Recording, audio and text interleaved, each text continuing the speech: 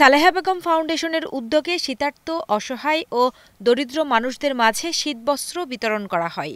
গত ২৬ জানুয়ারি কিশোরগঞ্জ জেলার ইটনা উপজেলার থানেশ্বর স্কুল অ্যান্ড কলেজে বিতরণ করা হয় এসব শীতবস্ত্র।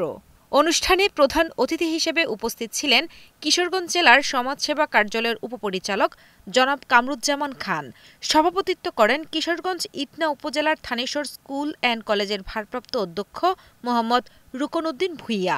এছাড়া বিশেষ অতিথি হিসেবে উপস্থিত ছিলেন সালেহা বেগম ফাউন্ডেশনের প্রতিষ্ঠাতা মোহাম্মদ রুমান ভূঁইয়া, জেলা সমাজসেবা কার্যালয়ের সহকারী পরিচালক মোহাম্মদ শহীদুল্লাহ এবং ইটনা উপজেলার সমাজসেবা অফিসার মোহাম্মদ সাইফুল ইসলাম।